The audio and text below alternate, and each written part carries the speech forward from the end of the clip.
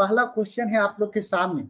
ये क्वेश्चन है, अल हिलाल नामक समाचार पत्र का प्रकाशन किसने आरंभ किया था? 4 ऑप्शन दे रहा है, फिरोज शाह मेहता, मोतीलाल नेहरू, मोहम्मद अली जिन्ना या मोहम्मद मौलाना अबुल कलाम आजाद। अल हिलाल नामक पत्रिका, कमेंट बॉक्स में जवाब आप लोग दे सकते हैं। कमेंट बॉक्स में जवाब आप लोग दे सकते हैं कि अल हिलाल नामक पत्रिका जो है किनके द्वारा शुरू किया गया था। जो भी नहीं जुड़े हैं एमसीक्यू बैच से, मात्र 50 रुपया में जुड़ सकते हैं। ओनली 50 रुपीज लगेगा, इसमें आप जुड़ सकते हैं। जल्दी बतलाएं, कमेंट किसी का आ नहीं रहा है भाई। ये तो इजी क्वेश्चन है कि अल हिलाल नामक पत्रिका जो है वह किनके द्वारा शुरू किया गया था? तो मौलाना अबुल कलाम आजाद के द्वारा क्या किया गया था? शुरू किया गया था। ये याद रखेंगे हम लोग, और यह याद रखिएगा, यह राष्ट्रीय विचारों का प्रचार करने के लिए यह क्या था? एक पत्रिका था। अगला प्रश्न है हमारा कि अहरार आंदोलन के संबंध में कौन सा कथन सत्य है? अहरार आंदोलन, पहला कह रहा है यह उग्र राष्ट्रवादी मुस्लिम नेताओं का आंदोलन के द्वारा शुरू किया गया। दूसरा, यह कट्टर हिंदुओं के द्वारा साम्राज्यवाद विरोधी राजनीति के विरुद्ध शुरू किया गया। यह फारसी समुदाय द्वारा सरकारी नौकरी में आरक्षण के लिए शुरू किया गया। चौथा है, यह आदिवासियों द्वारा वन कानून के संबंध में शुरू किया गया सशस्त्र विद्रोह था। क्या हो जाएगा भाई? कमेंट बॉक्स में जवाब देंगे सभी लोग। कमेंट बॉक्स में जवाब दीजिए। जवाब आ नहीं रहा आप लोग का आंसर का। सब कुछ क्लियर है ना? मेरी आवाज आ रही है ना? अहरार आंदोलन, जो भी नया प्रश्न लगे उसको डायरी में नोट जरूर करते चलेंगे। तो याद रखिएगा यह क्या था? यह उग्र राष्ट्रवादी मुस्लिम नेताओं के द्वारा शुरू किया गया आंदोलन था। किसके द्वारा शुरू किया गया? इनका नाम हम लिख देते हैं, मौलाना मोहम्मद अली। ये सब नोट कर लीजिएगा, मौलाना मोहम्मद अली। दूसरा क्या है? हकीम अजमल खां। हकीम अजमल खान। और तीसरा किनके द्वारा शुरू किया गया था? मजहरुल हक के द्वारा। तो पूछ देगा कि अहरार आंदोलन में सक्रिय भूमिका किनकी रही है? तो मौलाना मोहम्मद अली, हकीम अजमल खां और मजहरुल हक की भूमिका रही। आप तो जवाब क्यों नहीं दे रहे हैं? आश्चर्य लग रहा है। अगला प्रश्न है हमारा कि स्वराज मेरा जन्मसिद्ध अधिकार है और मैं इसे लेकर रहूंगा का प्रसिद्ध नारा किसने दिया था? लाला लाजपत राय, गोपाल कृष्ण गोखले, बाल गंगाधर तिलक या जवाहरलाल नेहरू? ये तो बता दीजिए। स्वराज मेरा जन्मसिद्ध अधिकार है और मैं इसे लेकर रहूंगा, ये किनके द्वारा बोला गया? अब जवाब आना शुरू हुआ। सभी लोग जवाब जरूर दीजिए, गलत हो सही हो वह कोई मायने नहीं रखता है। तो स्वराज मेरा जन्मसिद्ध अधिकार है और मैं इसे लेके रहूंगा, यह किनके द्वारा कहा गया है? तो यह आपको बाल गंगाधर तिलक के द्वारा कहा गया। और किस आंदोलन के दौरान कहा गया है? तो याद रखिएगा, होम रूल लीग आंदोलन के दौरान। तो यह भी पूछ देगा कि किस आंदोलन के दौरान कहा गया? तो होम रूल लीग आंदोलन के दौरान। अगर ऐसे भी प्रश्न बनाता है तो इसको हम लोग क्या रखेंगे? याद रखेंगे। अगला प्रश्न हमारा है कि निम्नलिखित में से कौन होम रूल लीग आंदोलन की स्थापना से नहीं जुड़ा है? लोकमान्य तिलक, लाला हरदयाल, एनी बेसेंट या S Subramaniam Iyer? Home rule league आंदोलन से किनका नाम नहीं जुड़ा हुआ है? ये इजी क्वेश्चन है, बतला सकते हैं।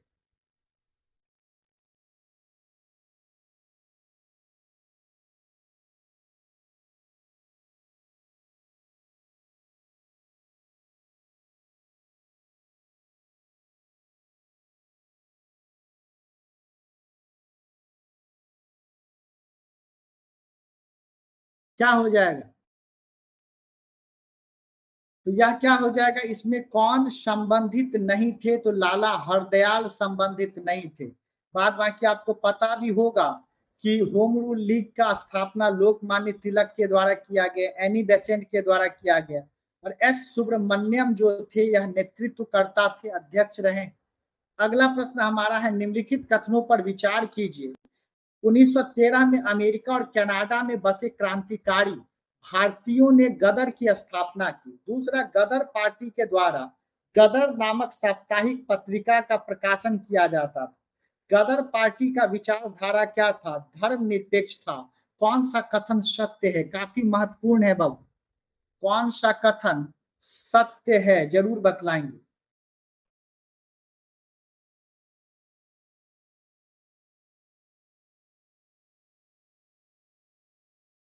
क्वेश्चन नहीं आता है इससे भी कोई मतलब नहीं है, आप डिस्कशन सुनते हैं तो बहुत कुछ याद हो जाएगा। तो यहाँ तीनों कथन सही है। याद रखिएगा, कनाडा और अमेरिका में बसे क्रांतिकारियों के द्वारा क्या किया गया था? यह आरंभ किया गया था। लेकिन याद रखिएगा, यह किनके द्वारा आरंभ किया गया? तो पंजाब के सिख, याद रखेंगे, पंजाब के सिख किसान पहला, और प्लस किनके द्वारा किया गया था?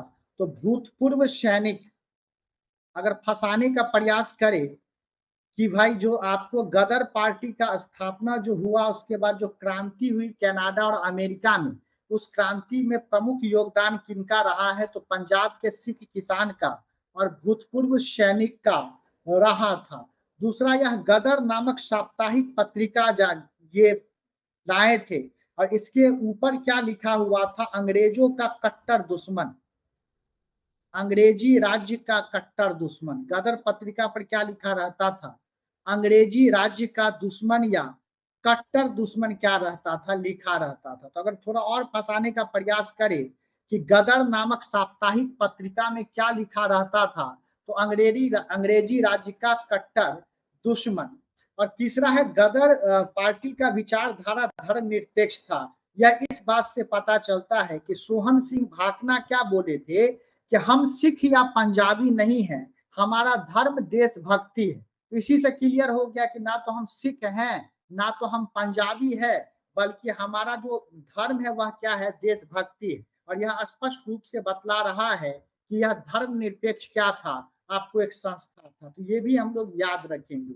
अगला प्रश्न है, कांग्रेस और मुस्लिम लीग के बीच प्रसिद्ध लखनऊ समझौता कब हुआ था? इसमें धुआं धुआं उड़ा दीजिए भाई, इजी क्वेश्चन है कि लखनऊ समझौता कब हुआ था? जवाब दीजिए सभी लोग। सेशन अच्छा लगे ना तो दोस्त मित्र जो भी हैं उनको बतलाए। जो बिहार एसएससी रेलवे का जो बैच है या 70वीं बीपीएससी के लिए जो एमसीक्यू है, इसका बिल्कुल कम कर दिए हैं, मात्र 50 रुपया में पूरा आपको कोर्स मिल जाएगा। हाँ, अगर आप एनसीईआरटी पूरा डिटेल से एमसीक्यू करना चाहते हैं तब आप 500 वाला ले सकते हैं, लेकिन बट टारगेट अगर चाहते हैं तो मात्र 50 में मिल जाएगा। यह 1916 में, पता भी होगा। अगला है 1916 के कांग्रेस के लखनऊ अधिवेशन के संबंध में नीचे दिए गए कथन पर विचार करें। अंबिका चरण मजूमदार ने इसकी अध्यक्षता की। इस अधिवेशन में कांग्रेस के नरम पंथी एवं गर्म पंथी दल के नेता में पुनः एकता स्थापित हुई। इस अधिवेशन में कांग्रेस ने मुस्लिम लीग के पृथक निर्वाचन मंडल के सिद्धांत को स्वीकार किया। कौन सा कथन सत्य है बाबू? कौन सा कथन सत्य है?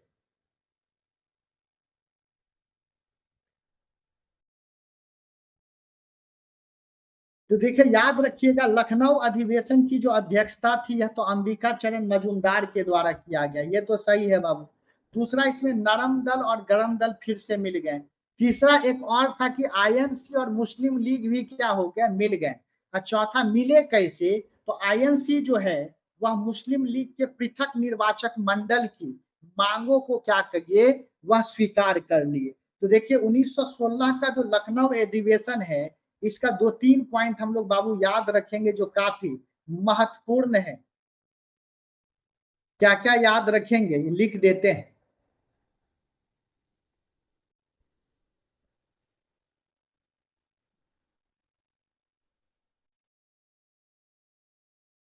एक मिनट वेट कीजिए।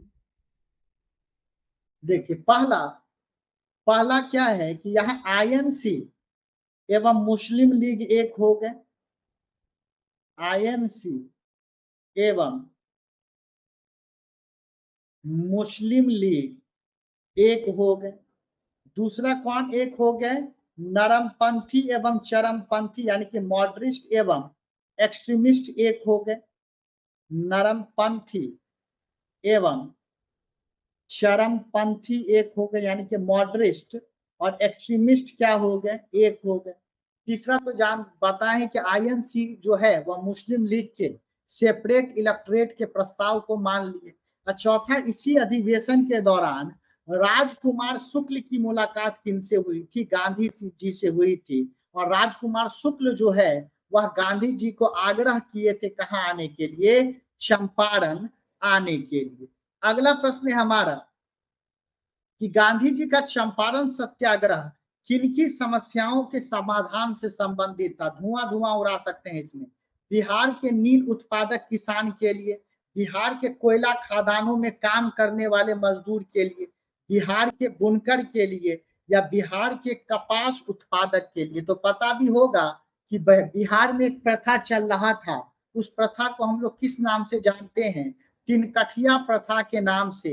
यानी कि 20 कट्ठा में से कम 3 कट्ठा में नील को क्या करना था? पैदावार करना था। तो बिहार के नील उत्पादक किसान से संबंधित था। अगला है 20वीं सदी के बिहार के नील किसानों के संबंध में नीचे दिए गए कथनों पर विचार कीजिए। चंपारण के नील किसानों को अपने जमीन के 3/20 भाग पर नील की खेती करनी पड़ती थी, पहला। दूसरा, ब्रिटिश सरकार ने नील किसानों की समस्या के जांच हेतु एक समिति बनाई जिसके सदस्य गांधी जी भी थे, यानी कि कृषक जांच समिति। इसके सदस्य कौन रहे हैं? गांधी जी भी रहे। कौन सा कथन सही होगा? कौन सा कथन सही होगा? बताइए, इजी क्वेश्चन है। क्वेश्चन का नंबरिंग जरूर लिखिए। तो भाई ये तो पता भी होगा कि बिहार में 20 कट्ठा में कम से कम 3 कट्ठा पर नील की खेती करनी थी। इसी प्रथा को क्या कहा जाता था? 3 कठिया प्रथा। पता भी होगा 20 कट्ठा में कम से कम 3 कट्ठा पर नील की खेती करनी पड़ती थी। इसी को 3 कठिया प्रथा कहते थे। कुछ स्थानों पर तो पंचकठिया प्रथा भी प्रसिद्ध था, यानी कि 20 कट्ठा में 5 कट्ठा पर नील की खेती करनी थी, पहला। दूसरा, बताएं कि कृषक जांच समिति का गठन किया गया और उसमें एकमात्र भारतीय कौन थे? तो गांधी जी थे। तो एकमात्र भारतीय सदस्य कौन रहे? तो गांधी जी रहे। तो आपको पहला और दूसरा दोनों क्या है? सही है। अगला है, गांधी जी के संदर्भ में निम्नलिखित में से कौन सा कथन सत्य है? सत्य कथन का चयन करना है। पहला, गांधी जी 1915 में दक्षिण अफ्रीका से भारत लौटे। अगला है, गांधी जी ने 1916 में अहमदाबाद के पास साबरमती आश्रम की स्थापना की। और तीसरा है कि अफ्रीका से वापस आने के पश्चात गांधी जी ने पहला सफल सत्याग्रह खेरा में शुरू किया। इजी क्वेश्चन है, बहुत इजी है, बतला सकते हैं।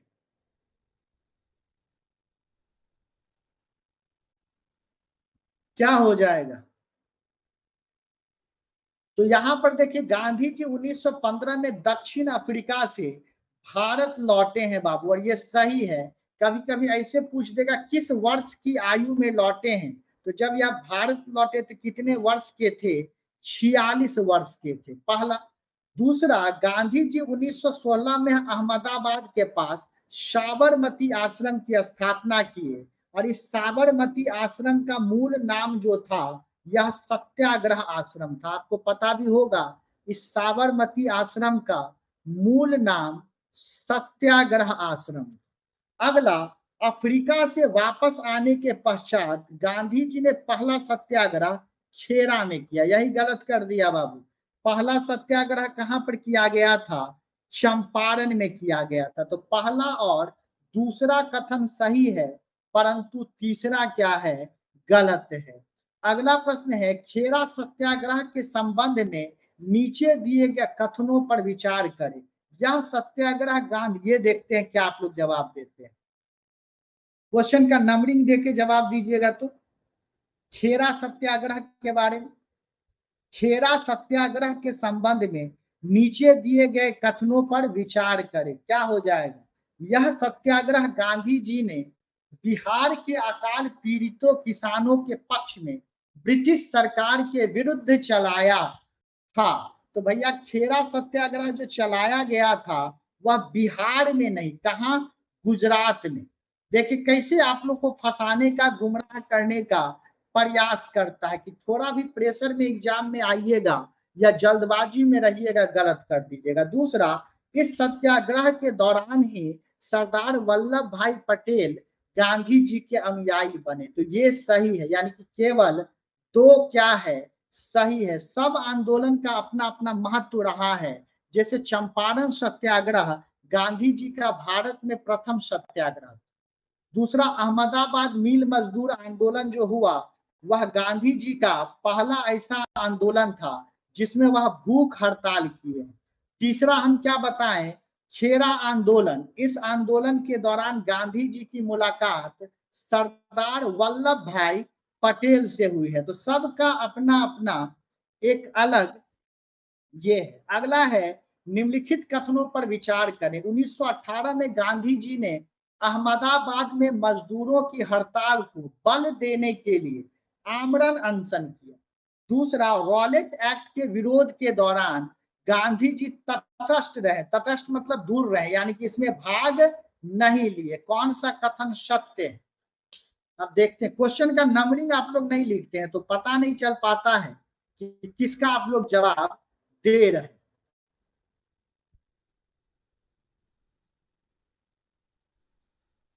तो कौन सा कथन सत्य है?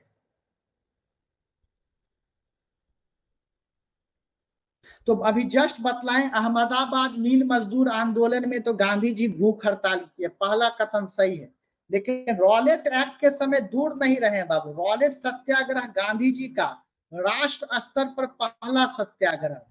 रॉलेट सत्याग्रह जो है या देश स्तर पर पहला सत्याग्रह। चंपारण तो केवल चंपारण तक ही सीमित रहा था ना, तो पूछ देगा देश स्तर पर प्रथम सत्याग्रह कौन रहा है, तो यह आपको रॉलेट सत्याग्रह रहा है। तो देखिए 2-3 क्वेश्चन यहां से बनता है।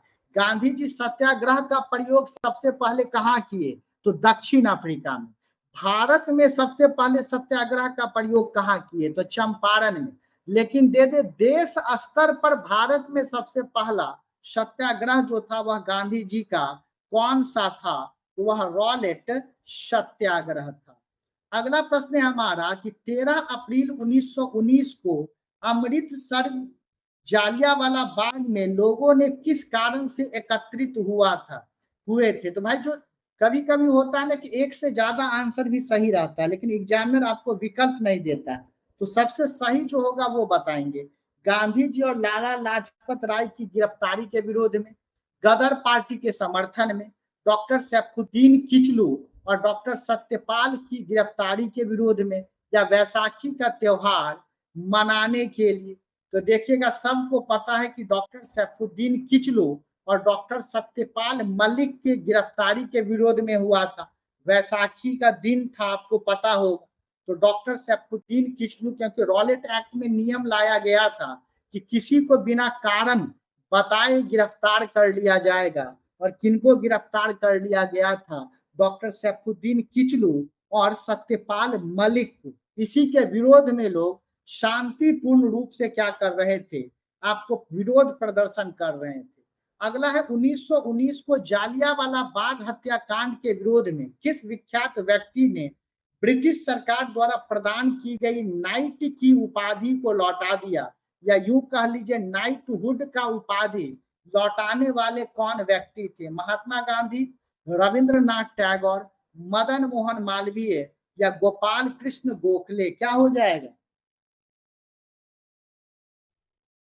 तो क्या हो जाएगा?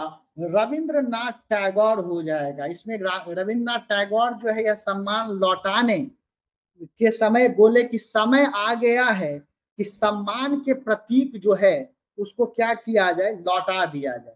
तो यह क्या हो जाएगा? रविंद्रनाथ टैगोर। अगला प्रश्न है हमारा कि निम्नलिखित में से किनके द्वारा खिलाफत कमेटी का गठन किया गया था? बहुत अच्छा क्वेश्चन है। खिलाफत समिति का, मोहम्मद अली, सैयद अहमद खां, मौलाना आजाद या लोकमान्य तिलक। खिलाफत समिति जो है, हाँ बहुत बढ़िया, महात्मा गांधी कैसरे हिंद की उपाधि को क्या किए थे, लौटाए थे।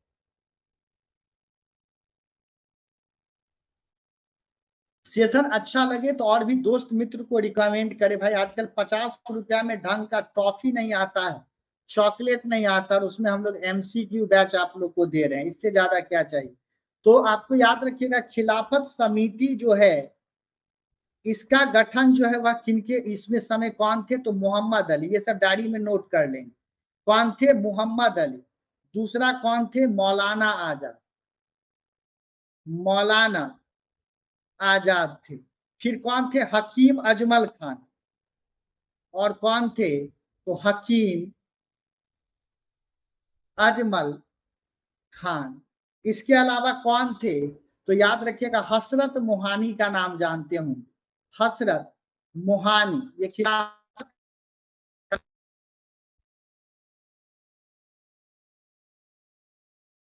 अगला प्रश्न है हमारा कि निम्नलिखित में से किसने खिलाफत आंदोलन के संबंध में कहा था कि हिंदुओं और मुसलमानों में एकता स्थापित करने का एहसास है।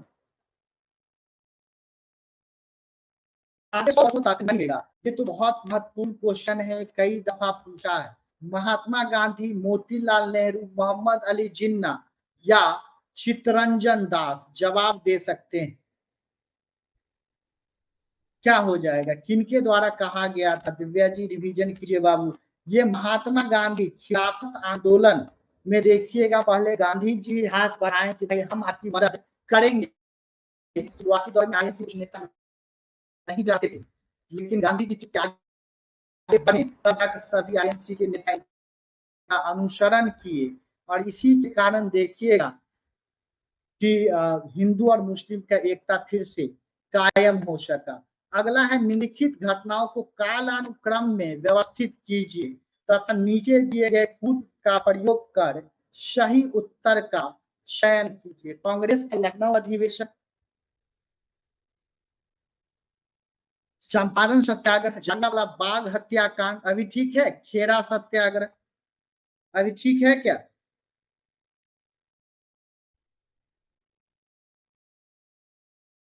अभी ठीक है क्या, एक बार बतलाएंगे।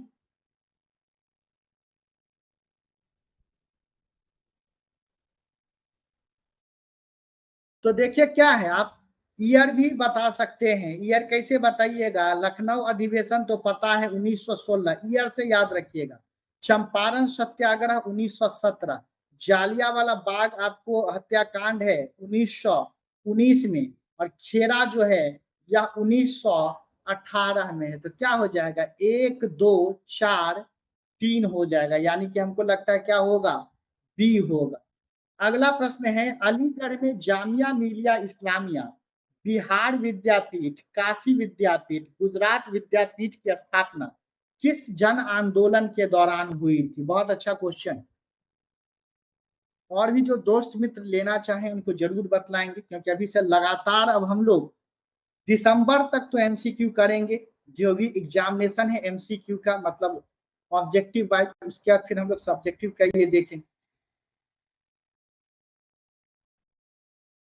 तो देखिए क्या है, बताएं कि असहयोग आंदोलन के दौरान एक चीज तो कहा गया था कि हम लोग देसी शिक्षा को क्या करेंगे, बढ़ावा देंगे, यानी कि इंडिजीनियस एजुकेशन को हम लोग बढ़ावा देंगे। इसी को देखते हुए क्या हुआ, कुछ आपको विश्वविद्यालयों का स्थापना किया गया। तो कैसे याद रखेंगे, पहला तो हम लोग बिहार से हैं भाई, तो बिहार विद्यापीठ याद रखेंगे। काशी जो है वह ज्ञान का केंद्र रहा है, तो काशी विद्यापीठ याद रखेंगे। गांधी जी खुद गुजरात से थे, तो गुजरात हम लोग याद रखेंगे, न कॉपरेशन मूवमेंट की। और एक जामिया मिलिया, एक और तरीके से क्वेश्चन कैसे फंसाएगा, नन कॉपरेशन मूवमेंट के दौरान आपको या असहयोग आंदोलन के दौरान निम्नलिखित में किस विश्वविद्यालय का स्थापना नहीं किया गया था। अब दे देगा बिहार विद्यापीठ, गुजरात विद्यापीठ, काशी विद्यापीठ और दिल्ली विश्वविद्यालय। ठीक है, इस प्रकार से प्रश्न आपको क्या करेगा, बना देगा।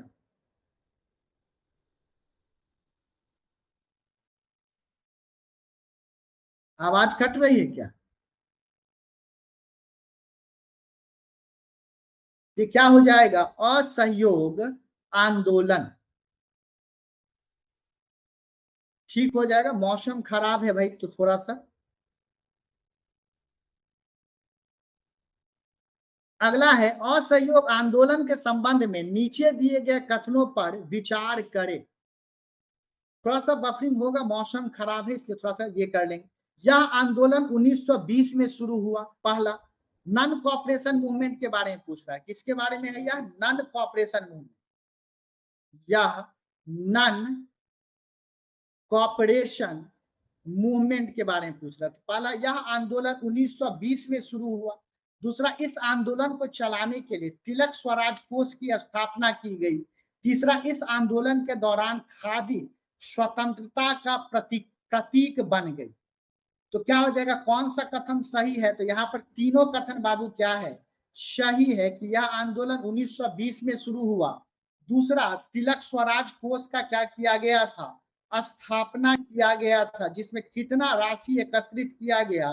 तो लगभग 1 करोड़ राशि जो है वह एकत्रित हुआ। तो यह भी क्वेश्चन देगा कि तिलक स्वराज फंड में कितना राशि एकत्रित किया गया था? तो 1 करोड़ राशि क्या हुआ? एकत्रित किया गया। और इसमें देखिएगा, लोग सूत काटे थे, खादी का वस्त्र तैयार किए थे, तो खादी इसका क्या बना? प्रतीक बना था। अगला प्रश्न है हमारा कि गांधी जी द्वारा 1920 में आरंभ किए गए नन कॉपरेशन मूवमेंट को वापस लेने का प्रमुख कारण क्या था? धुआं धुआं उड़ा सकते थे। हाँ, बहुत बढ़िया। इससे लोग चरखा खरीदे थे 1 करोड़ फंड से। बताइए तो 1920 में जो नन कॉपरेशन मूवमेंट हुआ उसको वापस क्यों ले लिया गया? बहुत बढ़िया। क्या हो जाएगा? चौरी चौरा में हिंसक घटना से। लेकिन इसमें एक क्वेश्चन हम जोड़ते हैं कि किस संकल्प के द्वारा वापस लिया गया? किस संकल्प के द्वारा, किस रिजोल्यूशन के द्वारा वापस लिया गया? बताइए तो। यहाँ पे थोड़ा सा हम क्वेश्चन फंसा रहे हैं। किस संकल्प के द्वारा वापस लिया गया?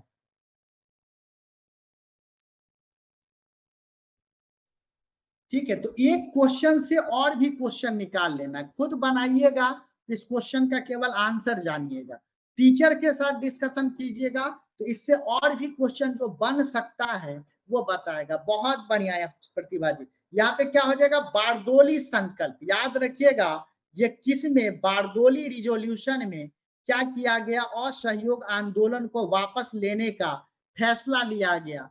बारदोली संकल्प में क्या हुआ? पहला तो चौरी चौरा घटना की निंदा की गई, पहला। दूसरा, गांधी जी इसको हिमालय भूल कहे, पूछ भी देगा कि किसको हिमालय भूल कहे, तो असहयोग आंदोलन के दौरान ये हिमालय भूल कहे हैं। उनका कहना था कि लोग जो हैं वह सत्याग्रह को सही ढंग से नहीं समझ पाए। ठीक है, तो पूछ देगा कि गांधी जी जो है हिमालय भूल की संज्ञा किस आंदोलन में कहे थे? तो असहयोग आंदोलन में। और अपने आप को सजा देने के लिए गांधी जी 5 दिन का उपवास भी रखे थे। लेकिन अब मेरे मन में एक सवाल उठ रहा है बाबू कि गांधी जी बारदोली गए क्यों थे? ये भी बतलाइए, गांधी जी बारदोली गए क्यों थे? सब कुछ तोड़ के पढ़ा देंगे बाबू। आप चॉकलेट, एक अच्छा चॉकलेट आजकल 50 रुपया में नहीं मिलता है, इसमें हम लोग पूरा MCQ सेशन दे रहे हैं। हम क्या चाहिए? एक अच्छा चॉकलेट डेयरी मिल्क का खरीद दिया तो 60-70 में देगा, इससे कम में हम लोग MCQ सेशन दे रहे हैं, फिर भी बच्चे कंजूसी करते हैं। आश्चर्य। गांधी जी फैसला लिए थे कि अगर अंग्रेज सप्रेशन नहीं रोकेगा, दमन करना नहीं छोड़ेगा, तो हम नो टैक्स मूवमेंट चलाएंगे। कौन सा आंदोलन चलाएंगे? No tax movement. और वो नो टैक्स मूवमेंट कहां से चलाते गांधी जी? बारदोली से चलाते। और इसके लिए दिन जो तय किया गया था वो 5 फरवरी का तय किया गया था। लेकिन दुर्भाग्यवश उसी दिन चौरी चौरा की घटना घटित हो गई। अगला है, 1920 से 22 तक चले नन कॉपरेशन मूवमेंट के संबंध में नीचे दिए गए कथनों पर विचार कीजिए। इस आंदोलन में हिंदू मुस्लिम दोनों ने सक्रिय भागीदारी की। इस आंदोलन के दौरान भारतीय समाज के सभी वर्गों का राजनीतिकरण हुआ। राष्ट्रीय भावना और राष्ट्रीय आंदोलन देश के दूर दराज इलाके तक पहुंचे। कौन सा कथन सत्य है? बहुत इजी क्वेश्चन है बाबू। कौन सा कथन सत्य है बतलाएंगे सभी। मिला लीजिएगा एग्जाम में क्वेश्चन, जो भी प्रैक्टिस करवाएंगे हम स्वयं आपको यूट्यूब पर आकर दिखाएंगे कि जो हम डिस्कस किए और जो क्वेश्चन एग्जाम में पूछा वो टैली किया है या नहीं। देखिए ये तीनों कथन सही है बाबू। हिंदू मुस्लिम दोनों मिलकर क्या किए हैं, भाग लिए हैं। समाज के लगभग सभी वर्ग जो है वह सक्रिय भूमिका निभाए। दूर दराज से लोगों को जोड़ने के लिए कांग्रेस वर्किंग कमेटी का निर्माण किया गया। कांग्रेस वर्किंग कमेटी का निर्माण ग्राम स्तर पर किया गया, दूसरा प्रांत स्तर पर किया गया। अगला है कि इसमें सदस्यता अभियान भी चलाया गया, जैसे अभी बीजेपी सदस्यता अभियान चला रही है, इसी तरह उस समय आईएनसी जो है वह सदस्यता अभियान चलाई, जिसमें मात्र 4 आना यानी कि 50 पैसा सदस्यता शुल्क रखा गया, ताकि ज्यादा से ज्यादा लोग जो हैं वह आईएनसी से या असहयोग आंदोलन से जुड़ सके। देखिएगा दो वर्ग जो हैं वह पूरी तरह भाग नहीं लिए। एक कौन भाग नहीं लिए, मध्यम वर्ग भाग नहीं लिए, और दूसरा जो व्यवसायी वर्ग थे वह प्रत्यक्ष रूप से भाग नहीं लिए हैं। अप्रत्यक्ष रूप से चुरा छुपा कर नॉन कॉपरेशन मूवमेंट में तो कॉपरेट किए, परंतु डायरेक्टली नहीं किए। लेकिन एक ऐसे बिजनेसमैन थे बाबू जो प्रत्यक्ष रूप से भाग लिए थे, वो कौन थे बतलाइए। एक ऐसे बिजनेसमैन थे जो डायरेक्टली नॉन कॉपरेशन मूवमेंट में हेल्प किए थे। ये भी क्वेश्चन बनता है, बतलाइए क्या हो जाएगा। इस प्रकार से हमारे साथ डिस्कशन कीजिए। एक क्वेश्चन छूट गया तब 50 रुपए आपका वापस कर देंगे। याद रखिएगा जेडी बिरला, बहुत बढ़िया। क्या नाम था पूछ देगा, वैसे कौन व्यवसायी थे जो प्रत्यक्ष रूप से भाग लिए, तो जेडी बिरला। तो बाबू इसका रिकॉर्डेड अवेलेबल रहेगा, जो भी पेड बैच में है। जो भी महत्वपूर्ण लगे उसको नोट कर लीजिएगा। जैसे क्या नोट करना है कि जेडी बिरला ऐसे व्यवसायी थे जो असहयोग आंदोलन में प्रत्यक्ष रूप से भाग लिए थे। अगला प्रश्न है स्वराज पार्टी के संस्थापक कौन थे? अच्छा क्वेश्चन है, ये तो इजी क्वेश्चन है, धुआं धुआं उड़ा सकते हैं। स्वराज पार्टी के संस्थापक कौन थे?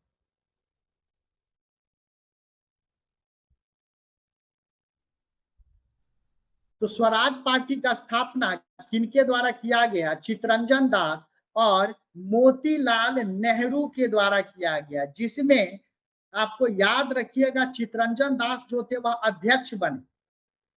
याद रखिएगा चितरंजन दास क्या बने बाबू? अध्यक्ष बने। और मोतीलाल नेहरू जो हैं वह सचिवों में से एक थे।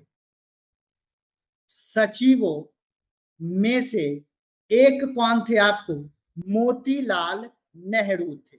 अगला प्रश्न है हमारा कि भारतीय राष्ट्रीय आंदोलन में स्वराजवादियों के संबंध में नीचे दिए गए कथनों पर विचार कीजिए। स्वराजवादी के बारे में कह रहा कि इन्होंने राष्ट्रवादी नेता विट्ठल भाई पटेल को केंद्रीय विधानसभा का अध्यक्ष बनाया। दूसरा कह रहा है कि स्वराज पार्टी ने कांग्रेस के सभी कार्यक्रमों को अस्वीकार किया। कौन सा कथन सत्य है? क्या हो जाएगा? सही है भाई, उल्टा नहीं हुआ।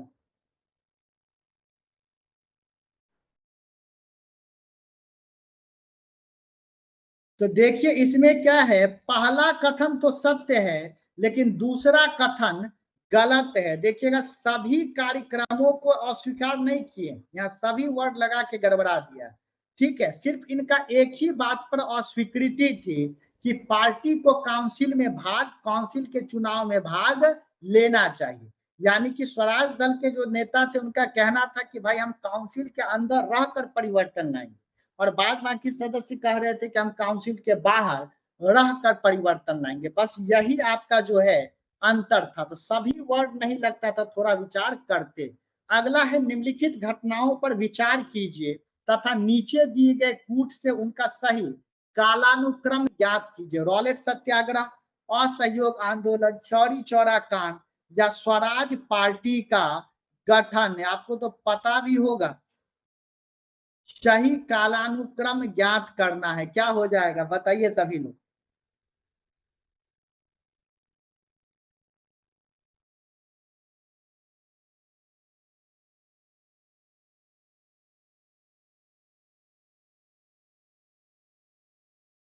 तो क्या हो जाएगा, आपको पता है रॉलेट सत्याग्रह 1919 में, असहयोग आंदोलन 1920 में, चौरी चौरा कांड 1922 में, ठीक है, और स्वराज पार्टी का गठन 23 में, 22 दिसंबर या 23 मान लीजिए, तो क्या हो जाएगा 19 1 2 3 4, यही क्रम होगा।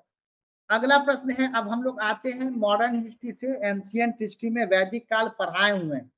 वैदिक काल में आपको बता रहा है कि राजनीति का संगठन कैसा था, राजनीतिक संगठन कैसा था, किस प्रकार से था। ये भी इजी क्वेश्चन है। तो बताए थे कि वैदिक काल में सबसे छोटा इकाई क्या होता था, कुल।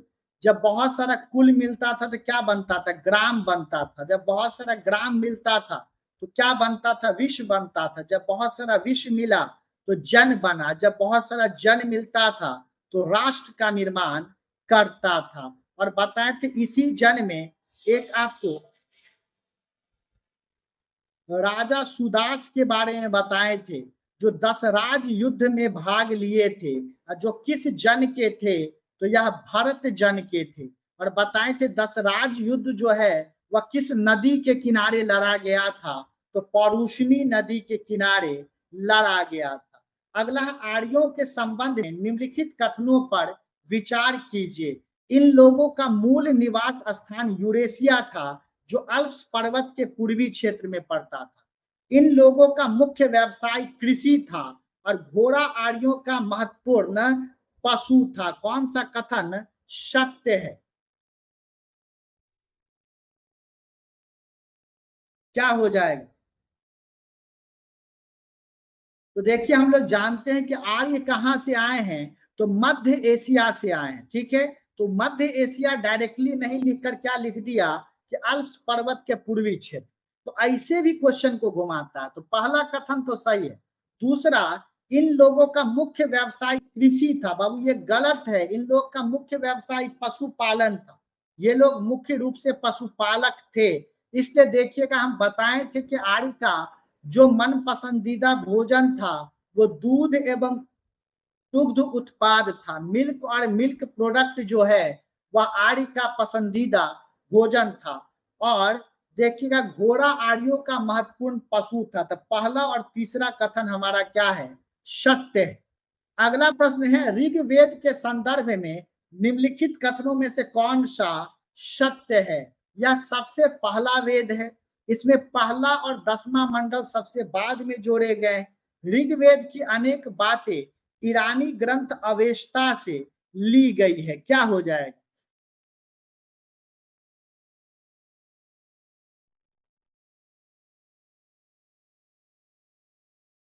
तो देखिए ऋग्वेद को हम प्राचीनतम वेद कहते हैं। ऋग्वेद को हम किस नाम से जानते हैं, प्राचीनतम वेद के नाम से जानते हैं। पहला बतलाए थे, दूसरा से सातवां जो मंडल है वो प्राचीन मंडल।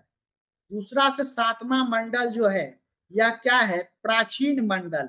लेकिन 10वां मंडल नवीनतम मंडल। यह भी बतलाए थे 10th मंडल जो है यह नवीनतम है। और पहला को भी बाद में क्या किया गया, जोड़ा गया। तो ये भी सही, ये भी सही। ऋग्वेद की अनेक बातें ईरानी ग्रंथ अवेस्ता से ली गई, यह भी सही है। अवेस्ता याद रखिएगा प्राचीन ईरानी ग्रंथ है। पूछ देगा कि प्राचीन ईरानी ग्रंथ कौन है, तो प्राचीन ईरानी ग्रंथ जो है वह कौन है, अवेस्ता है। इस हिसाब से तीनों कथन हमारा क्या है, सत्य है। अगला है, वैदिक संस्कृति के संदर्भ में निम्नलिखित कथनों पर विचार करें।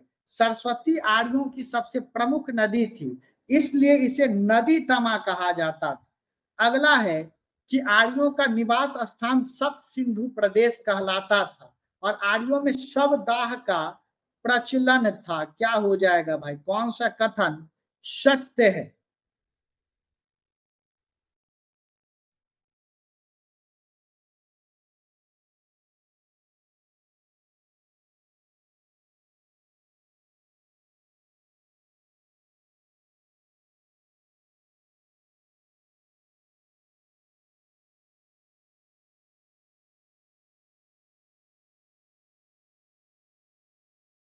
देखिए क्या है, सरस्वती नदी को नदी तमा कहते थे, लेकिन ये सही है।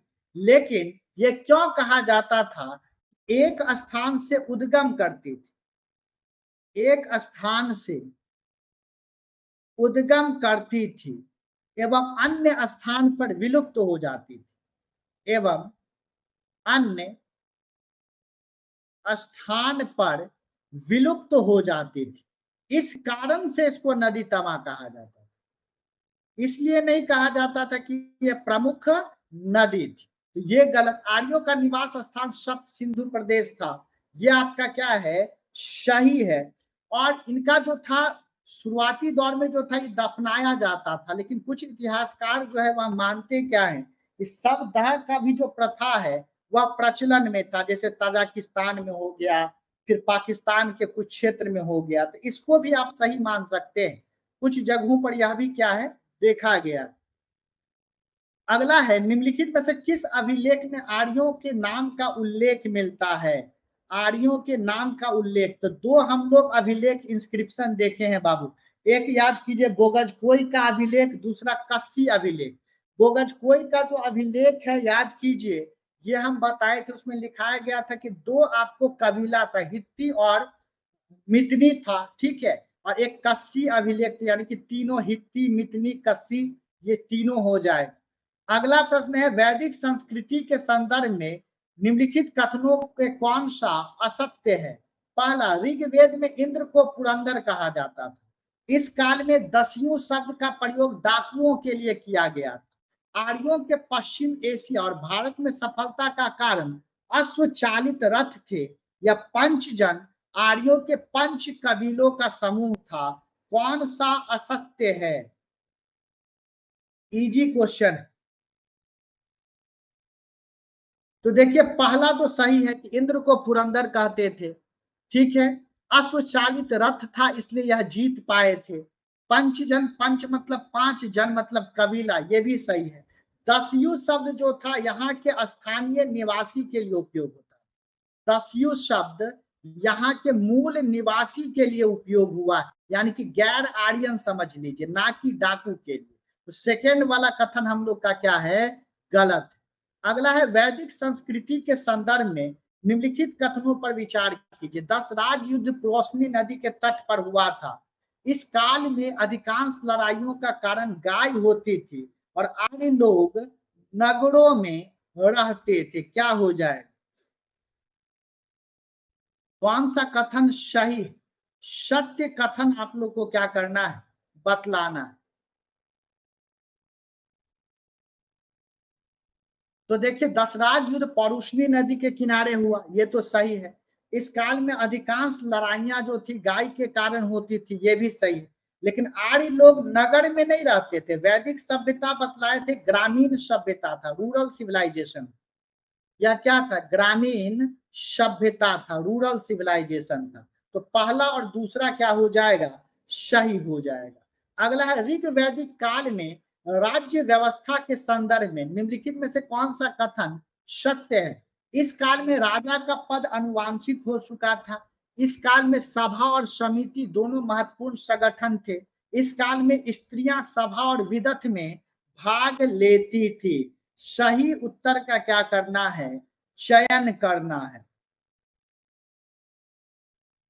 तो देखिएगा मेरे हिसाब से ये तीनों था, बताए थे राजा का पद अनुवांशिक था, लेकिन सुयोग्य राजा को क्या किया जाता था, चुना जाता था। याद कीजिए राजा का पद अनुवांशिक था और सुयोग्य राजा को चुना जाता था। पहला जो बाहुबली का हम उदाहरण बताए होंगे, अगर एकदम रिवीजन करना चाहते हैं कि अगर लग चुका है कि हम भूल चुके हैं, तो हौसला बैच में ना बहुत सारा रिकॉर्डेड क्लासेस है, 550 से अधिक रिकॉर्डेड क्लास, तो आप वहां से रिवाइज कर सकते हैं। और ये पूरा कोर्स 900 में मिल रहा है, बार बार ऐप पे आपको मैसेज जा भी रहा हो। ये तीनों कथन सही। अगला है, वैदिक संस्कृति के संदर्भ में निम्नलिखित कथनों पर विचार कीजिए। इस काल में अयस शब्द का प्रयोग तांबे और कांसे के अर्थ में होता था और इस काल में चित्रित धूसर मृद भांड का प्रयोग किया जाता था। क्या हो जाएगा,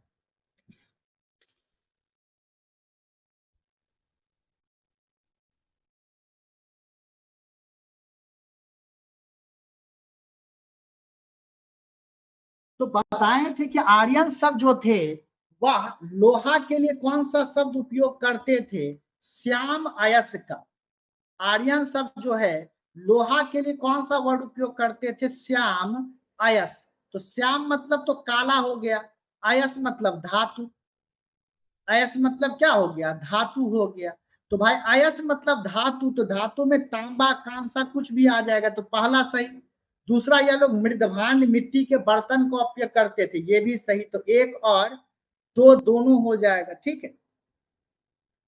अगला प्रश्न है कि ऋग्वेद में किस देवता की स्तुति संग्रहित नहीं है? ऋग्वेद में देखिए, ऋग मतलब ही स्तुति होता है, ऋग वर्ड का मतलब ही होता है देवता की स्तुति, प्रेयर्स ऑफ गॉड, याद रखिएगा।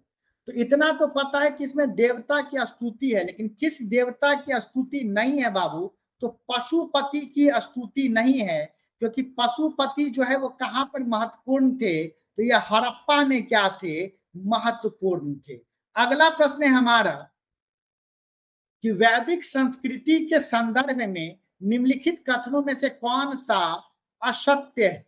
इस काल में परिवार पितृसत्तात्मक था, इस काल में बाल विवाह का प्रचलन था, इस काल में उषा और अदिति देवियों की पूजा की जाती थी, और समाज में व्यवस्था बनाए रखने के लिए गुप्तचर थे।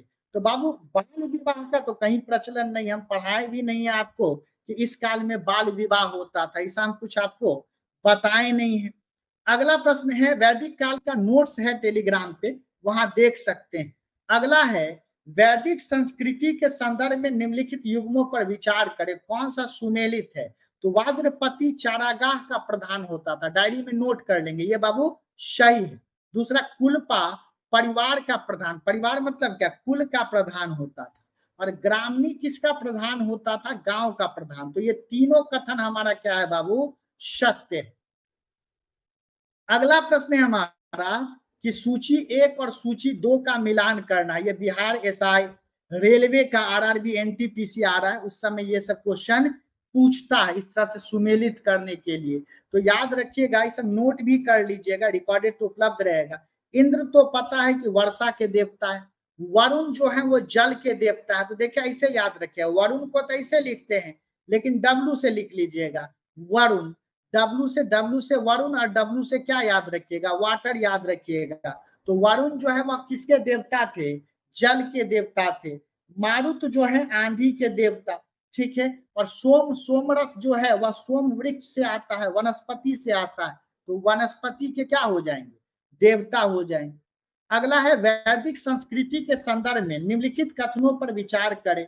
इस काल में परिवार में केवल माता पिता और पुत्र सम्मिलित होते थे। बाबू ये गलत है, उस समय दादा होते थे, नाना भी होते थे, नानी भी होती थी, यानी कि संयुक्त परिवार का कंसेप्ट था। इन सभी को हम लोग क्या कहते थे? नापत्री के नाम से जानते थे। तो वैदिक काल में संयुक्त परिवार होता था, और इस काल में विश्व शब्द कबीले के अर्थ में प्रयोग हुआ है। तो दूसरा तो हमारा क्या है? सत्य।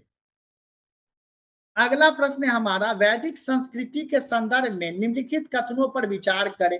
यह संस्कृति एक लौहिक संस्कृति थी, लौकिक संस्कृति या लौहिक, यानी कि आयरन का उपयोग हुआ। अगला, इस काल में उपासना की विधि स्तुति पाठ करना और यज्ञ बलि अर्पित करना था, ठीक है। तो ये दोनों हमारा कथन क्या है? सही है, लौकिक है, प्रार्थना ज्यादा करते थे, देवी देवता को ज्यादा मानते थे। इससे देखिएगा, मानते भी थे कि सप्त सिंधु जो क्षेत्र है वहां पर देवासुर युद्ध हुआ है। देवासुर युद्ध कहने का मतलब देव और असुर के बीच क्या हुआ है? युद्ध हुआ है। अगला प्रश्न है, वैदिक संस्कृति के संदर्भ में निम्नलिखित कथनों में से कौन सा असत्य है? पहला, आरंभिक आर्यों का निवास सिंध और पंजाब क्षेत्र में था। इस काल में दक्षिणा के रूप में गाय और दासियों के साथ भूमि दी जाती थी। गायत्री मंत्र ऋग्वेद में दिया गया है। और इस काल में वर्ण व्यवस्था आरंभ हो गई थी। क्या हो जाएगा? कौन सा कथन गलत है?